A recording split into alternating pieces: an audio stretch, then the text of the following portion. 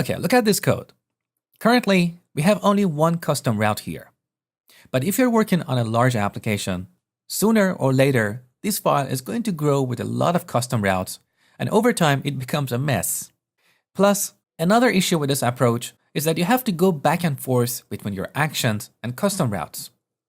And the third issue is that if we go back to Movies controller and rename this action to by release here, you can see it's not updated here. And that's because of this magic string. So when we rename a controller or an action, we have to remember to come back here and apply that name change as well. So this code is fragile because of this magic string.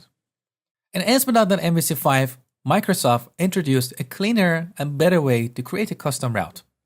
Instead of creating the route here, we can apply it using an attribute to the corresponding action.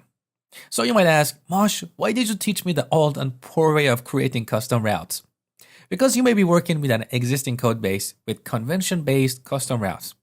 So you need to understand how they work. But if you're building a new application or improving an existing one, I would recommend you to use attribute routing. Now let me show you how to define this custom route using an attribute. First, in order to use attribute routing, you need to enable it. So routes.map MVC attribute routes.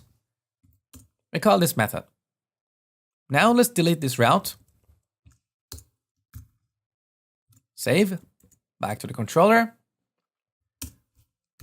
We apply the route attribute. And here we pass the URL template. So movies/released/year/month. Now, to apply a constraint, we add colon. And then we add regex to apply a regular expression. This is like a function that we call. In parentheses, we pass the actual regular expression.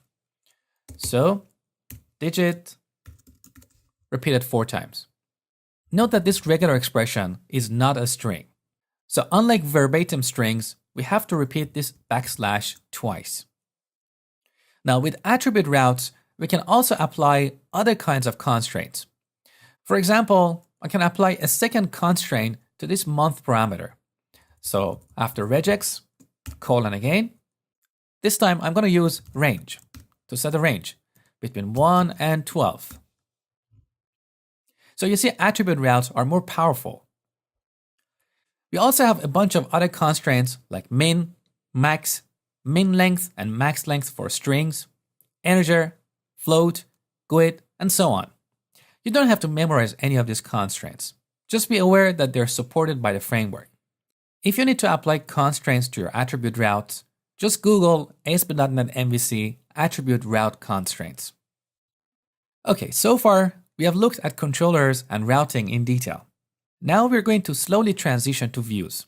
So in the next lecture, I will show you a few different ways to pass data to views.